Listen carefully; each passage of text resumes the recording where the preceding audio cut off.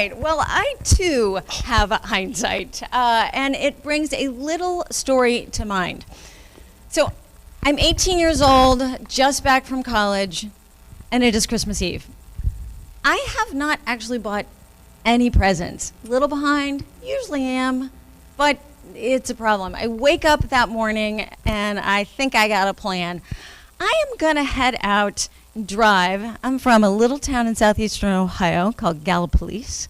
I'm gonna drive an hour to the Huntington Mall, which is really the only place you can do major shopping. But the day starts late. My mom's got chores for me to do. I wake up late. I get a late start. About 4 o'clock, I hit the road. The mall's open till 9, so I'm running across the river, taking that road up along the river, through the middle of nowhere to get to Huntington. And I'm feeling good. I'm on track. And I'm driving down the highway, and then there's this slow car in front of me. I think it's actually stopped, but as I slow down, I get up on that car.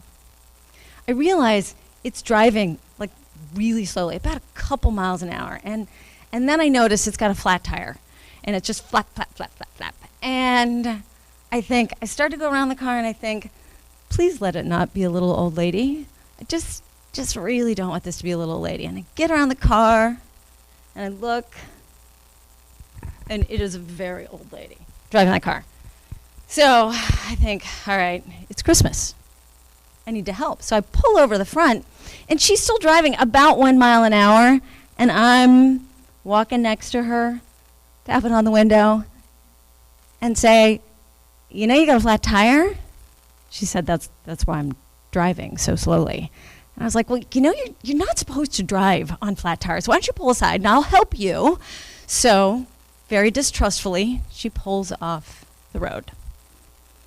I swing into action, go in the back of her car, a rusted out old station wagon.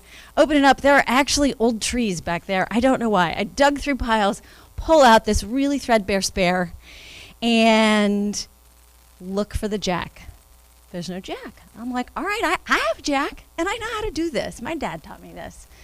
Go to my trunk, pull out my jack, start to do the tire, and then the lug nuts are rusted on.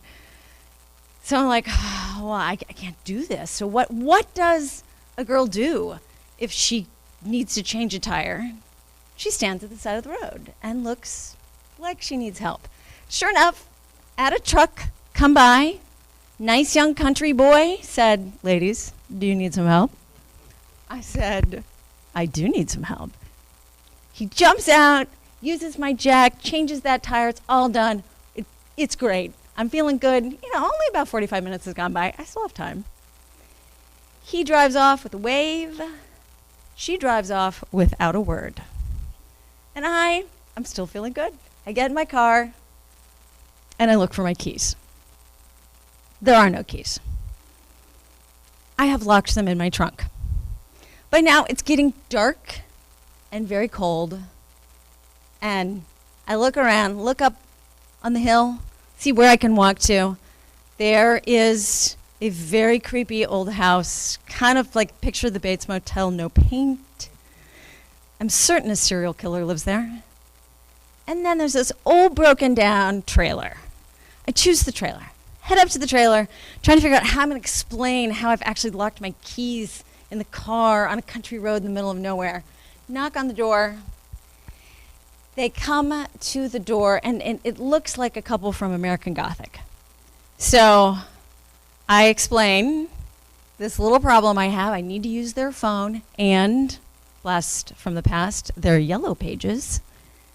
They think I might actually be a serial killer. But grudgingly, they get me their phone, the yellow pages. I call AAA. The closest person to help unlock my car is in Huntington. So I call them. That's still about 50 minutes away. They answer the phone and they say, where are you? I don't know where I am. I said, well, I'm about 15 minutes out of Point Pleasant-ish. He says, is that near Okie Farley's place? And I was like, I don't know. Let me ask. these people that think I'm so creepy. I was like, is Okie Farley anywhere near here? He said, it's a house right next door, Bates Motel.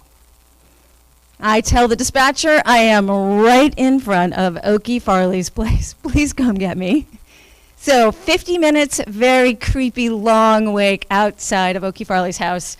The AAA guy comes up. He makes me explain why I've actually locked my keys in the car on a country road in the middle of nowhere. I tell him the story. He gets my key out, no time at all, starts packing up, and he stops and he looks at me and he says, you know what the moral of this story is, don't you? I have no idea. Then he spits a long string of tobacco out towards the river. I was like, so what? What's the moral to this story today? He said, next time you see a little old lady on the side of the road broken down, keep walking. So after 30 years, I have not learned to keep walking or driving or anything else, and nobody else at ForKids has either. And that is the very reason you're supporting us tonight. So a whole group of people that don't keep driving, they help little old ladies, families, and children, and they all need your help tonight. So vote, vote, vote.